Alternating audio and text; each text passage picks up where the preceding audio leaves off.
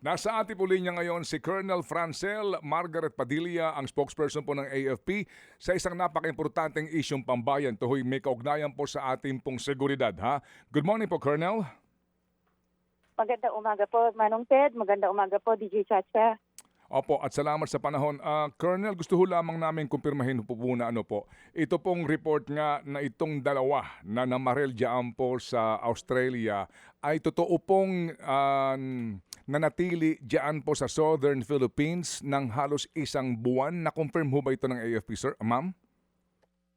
So ngayon po, Manong Ted, no, ang Armed Forces of the Philippines po, patuloy po tayong nakikipag-ugnayan po, no, sa iba mga concerned agencies, no, at sa atin din pong foreign counterpart para po ma-verify po natin, no, yung mga ulat nga po na inilabas dito sa mga foreign channels tungkol po sa sinasabing pagbisita ng dalawang individual dito sa Pilipinas.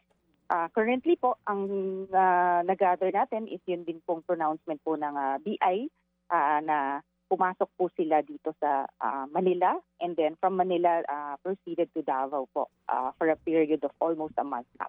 Opo, kasi ho ma'am, bagamat ito ho lamang po ay maaaring sabihin po natin na haka-haka o presumption, kasi itong dalawa dumating ng Pilipinas, nagpunta ng Davao, nagstay from Sydney, no, from Sydney per BI record, nagpunta po from Sydney, dumating po sa Pilipinas at nagtungo ho ng Mindanao, and then they stayed for 1 month, and then from Davao nag-connecting flight sila Manila, again back to Sydney. So may mga nag-iisip na baka meron silang mga nakapulong doon na mga extremist po kung sakasakali. Ano ho ba ngayon masasabi doon?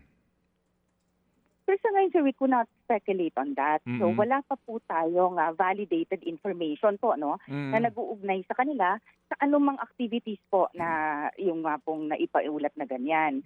Mahalaga po sa atin na malinaw tayo, Manong Ted, no, na lahat po ng ating pahayag at makita dun sa aksyon nila, nakabatay dapat po tayo sa kumpirmadong datos po. Opo. Yes, we So understand. sa ngayon, sir, yan po ang dapat nating tinitignan. Kasi for all we know, sir, this could be for tourism or for anything. So hindi po dapat natin agad-agad, no, Opo. na iugnay yung kanilang pagbisita sa ganyan pong activities. Opo. Kasi, Manong Ted, dapat po tignan natin itong situation that we are in, no? Through the years, ito naman po, lagi po natin iniuulat yan, no? Yun pong status nito nga pong ating local terrorist group dito sa Pilipinas. And makapapakita po natin dyan na based on statistics and talagang actual data, no, empirical data on the ground, na napakalaki na po yung gains ng ating sandatahang lakas ng Pilipinas to eliminate nga po itong mga ganitong activities. Opo.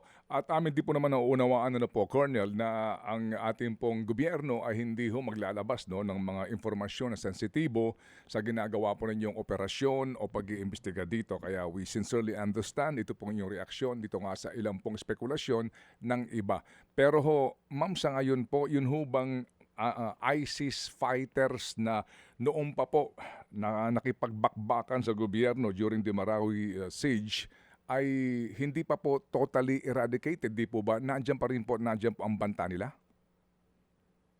So, ang tinitingnan nga po natin dito, ito pong, kahit nito pong, I think a week ago, Manong Ted, no, ang binigay nating ulat dyan, meron tayong isang emir of sorts na na na-eliminate, no. Ang tinitingnan po natin dito is talagang dwindling na yung numbers itong ating LTGs. And meron na silang leadership vacuum.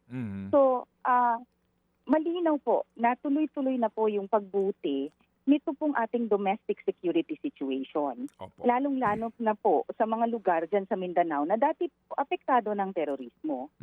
So kung titingnan natin sa ating mga sa ating data po that we have, from 1,257 members ng local terrorist group noong 2016.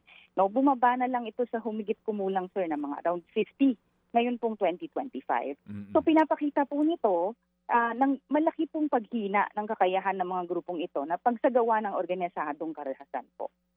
Okay, sige po. So ma'am, sa pangyayari pong ito sa Australia, ano po ang aasahan ng ating mga kababayan? So sapin po ng pagsiguro na hindi ito mangyayari sa atin o kaya po ito nga po, itong mga galaw ng mga terorista na nagbibigay po ng pangamba sa marami po sa amin.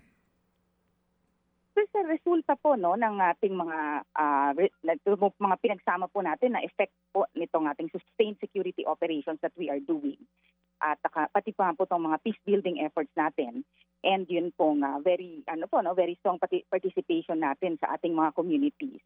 Mula 2016 hanggang 2025 napakarami po nitong mga high value terrorist personalities ang na-neutralize na natin dito.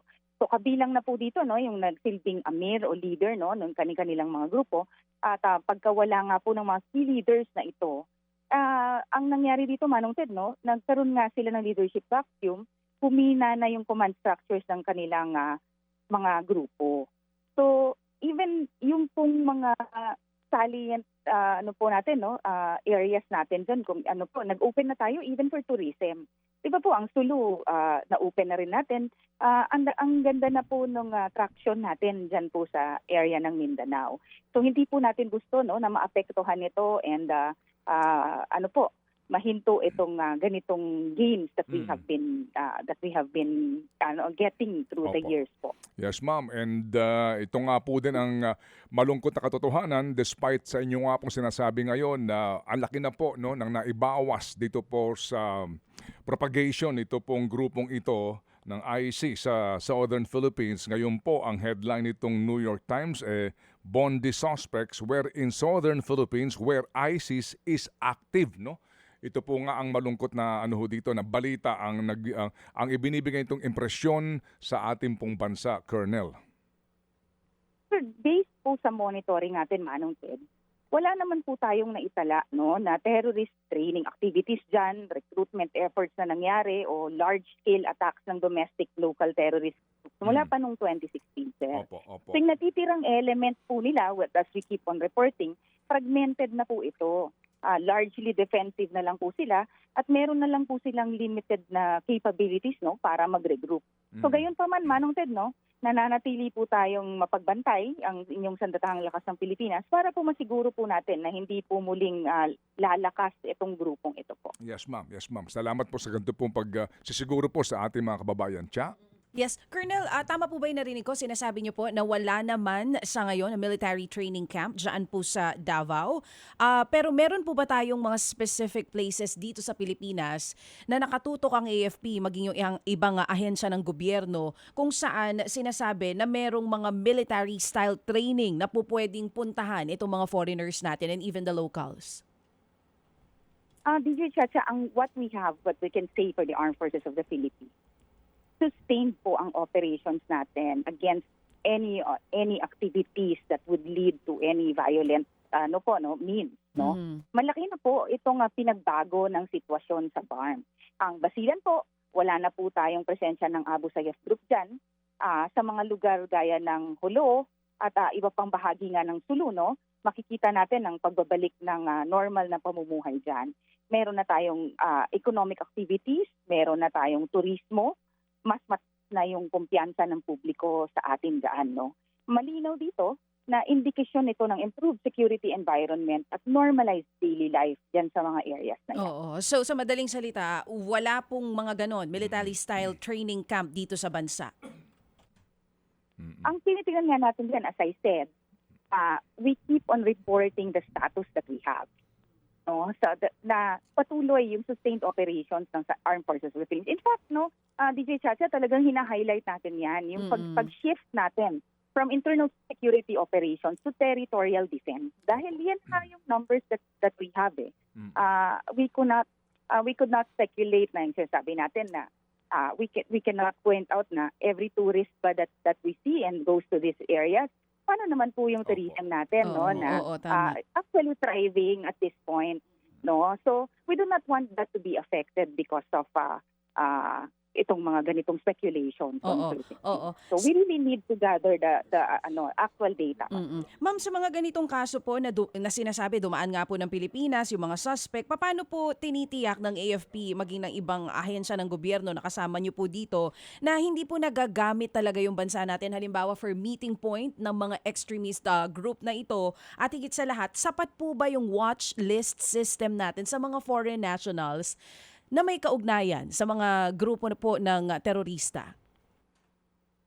I think the numbers can greatly show na itong ang gains natin through the years. As I said, from more than 1,000, we're down to less than 100.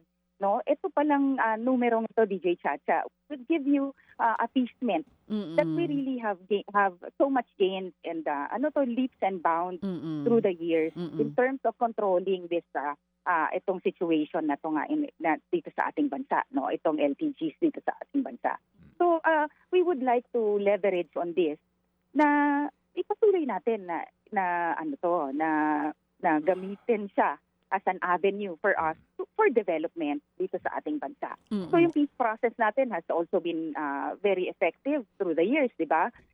Andito na tayo development process na yung natin, normalization na yung stage natin. So let's leverage on this gain and for the benefit of our country. And rest assured na kami sa Sandatahang Lakas ng Pilipinas, we will really do our very best to maintain these gains that we have and push forward towards development in general. Oo, wala pong dahilan para magtaas po ng alert level ang hanay po ng militar. Hindi po, ina-assure po natin na patuloy po tayo in our operations, hindi lang dyan sa LTGs, pati po sa CPGs. Na iulat naman po natin ito na despite nga din po sa ceasefire dito na nabanggit din sa kabilang grupo, patuloy pa rin po ang operations ng Sandatahang Lakas ng Pilipinas. And we will be relentless in doing this. Kasi ang tinitingnan natin dito, even for our gains, DJ Chacha, ang pinakamalaking magandang i-highlight dito is surrenderies, napakalaki ng number of surrenderies natin. And itong gains natin recently talagang mga high-value targets. So, patuloy natin itong ginagawa. And as I said, pagtulong-tulungan natin ito na ma-maintain natin itong gains that we have for overall development po ng ating bansa. Yes, ma'am. Sige po. So, ma'am, again, thank you po sa inyo pong panahon sa aming programa at kami po katuwang ng ating pamahalaan nga para po sa pagpapanatag sa kalooban ng ating mga kababayan. Bagamat ang ating panawagan po, ma'am, sa lahat ng maging mapagmatsyag, sa mga nangyayari sa ating pong komunidad, po? Yes, Manong Ted, ang mensahe po ng Sandatahang Lakas ng Pilipinas malinaw po. Ang Pilipinas po ay mas ligtas ngayon kaysa dati at ang ating domestic security situation ay patuloy po na bumubuti. So ang AFP po ninyo, mananatili po kaming professional, will be fact-based at mapagbantay po tayo. So habang patuloy po na isinusulong ang ating kapayapaan, ito pong seguridad, yung mga peace building efforts natin, sir, at development po in general, kasabay po ng pakikipagtulungan natin sa ating local at international partners na rin po. Opo. Ma'am Colonel, sorry po. Sorry, just have to ask you this kasi ito po'y kalalabas lamang na advisory ng Canadian government. Ma'am, sorry po for being so, matanong sa isyong ito kasi ang Canadian government, ma'am, kalalabas po lamang ng kanila pong travel advisory to the Philippines, particularly po provinces in Mindanao due to crime, terrorism and kidnapping. At dito po identified yung mga specific na mga probinsya, Western Mindanao and in Central and Eastern Mindanao. Dito po isa-isa ang mga bayan at mga probinsya po na sinasabi nila na huwag puntahan ng mga Canadian. Please, for the end time lang po, ano po ang inyong reaction dito? Yes, sir, andyan naman po ang ating mga ahensya ng gobyerno that can coordinate with our counterparts din po dito sa iba't ibang ahensya po, foreign agencies. Ang tinitingnan po natin dyan, siyempre, they would feel na kailangan po nilang mag-react dito sa lumalabas, dito sa mga pahayag na ito, Kaya nga po, alam po natin, within the Philippines, patuloy po ang improvement ng ating security situation dito sa bansa. Lalong-lalo na po sa mga lugar sa Mindanao na dati po ay apektado ng terorismo. So ang progress na ito po ay dahil tuloy-tuloy na po, no? Because of the security operations, peace building efforts at malalakas na community engagement that we do. So ang ano po dapat Manong Ted, sa itulong niya na din po with our local media, pagtulungan din po natin in our foreign media to really appease our countrymen, not just internal but also others outside of our country, Opo. of the security situation in our country. Tayo naman po nandito, Manong Ted, nararamdaman po natin yung progress that we have gained in terms of our security po. Yes, ma'am. Again, ma'am, thank you for your time at kami po inyong kaisa para po sa ating pong pagsiguro lamang po na ang lahat ng ating kababayan po ay alam ang ginagawa ng gobyerno at ang sarili pong pag-iingat para po sa ating kaligtasan. Salamat po, ma'am. Maraming salamat po, sir, and magandang umaga po. Si Colonel Francel Margaret Padilla, ang spokesperson po ng ating AFP. Mga kapatid, brothers and sisters, saan ka pa? Dito na tayo sa totoo. Dito na tayo sa True FM. Mga kapatid, mag-subscribe and follow po kayo sa social media accounts ng True Network PH. Yan po kami. Hanapin nyo lang True Network PH, Facebook, Instagram, YouTube, TikTok, and podcast. Mapa Apple or Spotify man yan, mahahanap nyo kami. Lahat ng mga napapanood at napapakinggan nyo po sa programa, nasa social media accounts namin yan. So, paano mga kapatid? See you sa social media!